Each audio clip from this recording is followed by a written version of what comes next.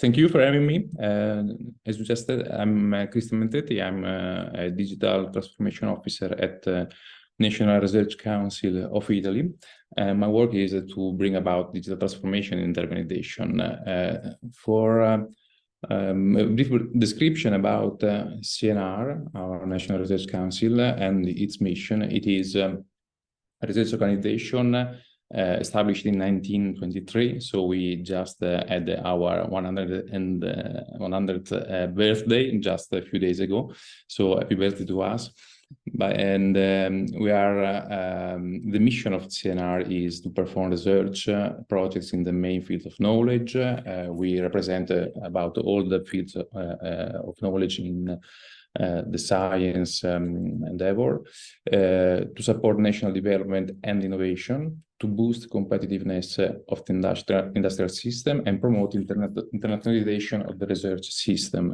And with this mission in mind and this ecosystem that you can see that is very rich and very diverse, we work in about every research activity endeavor that you can think of. We have a lot, for example, a lot of managed research infrastructure that are at European level contribution. In Italy, we have more or less 100 research infrastructure, which of that more than half are managed by CNR. So just to have an idea of the complexity of the organization, that is also brings about 10,000 people and counting, because of a lot of research groups. And we are multidisciplinary. We cover everything in science, and we believe in enhancing the know-how, the technologies, and results of the research conducted within the scientific network.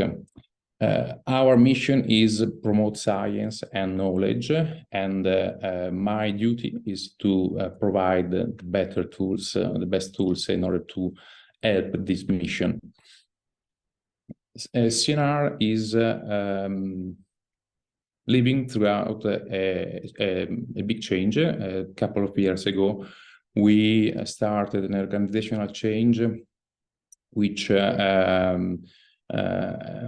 the goal to move from a rigid structure that is based on a disciplinary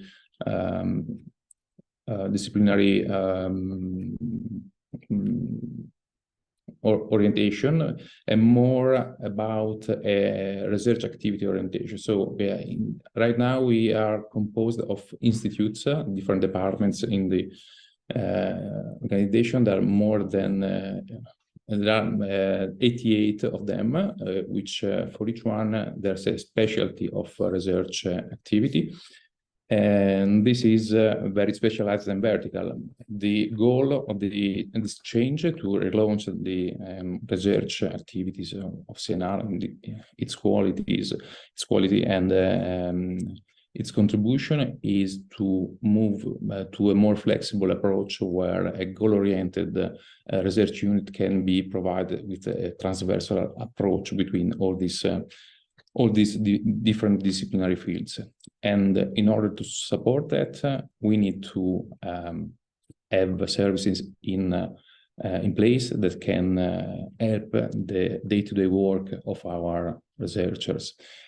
And for what it concerns the digital transformation, this is a diagram that focuses on what is the cycle for a digital service to look for, to provide for, in defining what we can support the activity. I mean, digital transformation is about engaging the external stakeholders, the internal stakeholders, optimize the operation, and transform the service in order to support better our researchers, employees, and on. Going throughout this cycle, we can improve the level of services and provide better day-to-day activities. But it requires a focused approach at simplification, because it is easy to acquire services and create a patchwork of digital services that do not provide value. So we need to bring a focused approach and simplify the user experience, support the new organizational models and the new management styles, and provide this user-centric way to design, choose, and develop the service. We try very hard recently to look at the experience of our research professor, our researcher, our employee, in order to understand how they can be unburdened of day-to-day activities that are not providing value to the mission of the CNR, to the mission of the research and improving knowledge and enhancing science. So what is really clear is that at the modern times, change is a constant driver. So we need to accept the idea that we need to be adaptable, flexible, and change as a constant thing we have to face every day. Digital transformation is important, and it is very important to have it aligned with European and country level efforts. So that's why all of these efforts are aligned to the principles provided in the Digital Agenda for Europe 2020-2030. And these principles that you probably know of are using services that are digital first, no manual activities, no paper, and so on. Once only, this means that we want to onboard the users to provide again and again same data to different platforms, different services, when we can provide this kind of data flowing ourselves, architecting a better experience, and understand how to onboard the users about this kind of recurrent activities. Cloud first, which is why we need.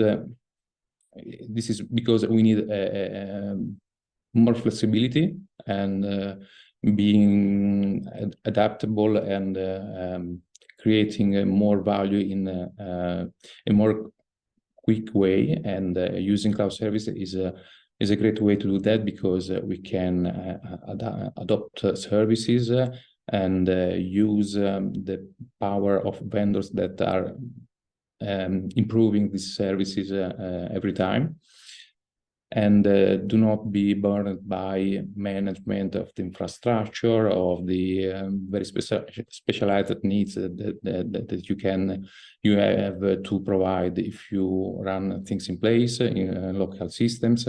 And also you can leverage a quality of service that's not achievable in a local system. In order to manage this kind of service, you need to be interoperable by default and provide and look at this interoperability very, very closely, because between different vendors, standards, platform, you need to have this kind of risk assessment and management in order to serve the change. Of course, inclusivity, security, and data and artificial intelligence are all things that need to be assessed and part of the choices. This is how we synthesize digital transformation in 7 pillars that are more technological on the side, on the left side, and more organizational on the right side. These 7 pillars are infrastructure, interoperability, platform and tools, data security, people and skills, processes and services, and organizational models. These are 7 areas that we believe we need to look at very closely every time we change something in digital service, and now and look at it and think of this kind of measurement in order to understand where we need to provide better support, where we need to provide more information, where we can focus energies in order to move on to improve every one of these 7 areas. And doing that, I think we can create a positive feedback loop. We create operation that provide data that can be used to learn more about our organization, how our users use the services, how they can be enhanced, empowered of new capabilities. Being the organization very big, we have, as I mentioned, 10,000 employees, and we are more or less 15,000 stakeholders that more or less work with our digital services. And this is a very big and diversified user audience that you need to manage as a big problem, a big problem to investigate in order to understand where you can improve, where things are not moving well, where you can provide better support. And so it is important to measure, to have feedback, and evaluate every choice you make in digital arts. The positive thing is that in digital services you can move quite fast-paced approach, so you can try things, evaluate it, and understand if they are going in the right direction or change direction at all. This is an example of an overview of our digital services. There are several tens or hundreds of services. These are main ones. Just to provide an overview of the main areas that you are focusing on. And there are 10 areas that we are working on right now in order to improve, as I mentioned, the life of a researcher and free time for their research activities. One of them is, the first one that we addressed is digital collaboration, the tools in order to support working on documents, sharing with research groups inside, outside the organization in a secure way, in a modern way, in order to be flexible, in order to be on the road, and so on. So we are quite satisfied of this change that has empowered our people to move very fast in this area. Also, for the future, we are planning in the next few months to adopt two services that I think are quite powerful in terms of potential. One is an experimental assisted data analysis based on artificial intelligence in order to better support our research activities, helping in analyzing data, prototype solutions, so on. All of that without a specialized skill on data management. That's what is powerful about. And another one, more mature, is a software repository as an organizational platform. We want to provide an organizational platform that is managed and where our researcher can use and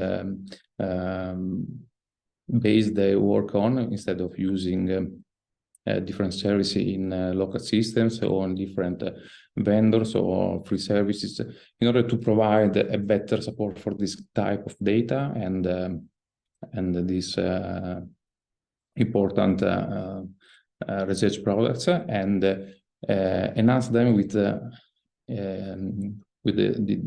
artificial intelligence that can help in working on the software. And this is not only a computer science need, or software is very ubiquitous in different research fields and areas. So I think that this will be very powerful for our researchers in order to provide a better productivity in this kind of endeavor. I'm concluding. This is the philosophy about all this effort is to provide more time to our researcher in order to focus on knowledge and science. And for the next wave, I think that we could create some new services that can empower even more this kind of approach. And these are some examples. So research data platform and federation, research activities, enhancement, data governance of the entire organization are something that is exploding right now, thanks also to the various investments in this area, and need to be organized and enhanced, and we need to extract the most value that we can from these great efforts in order to be very effective in our mission. This is all. Thank you for your time.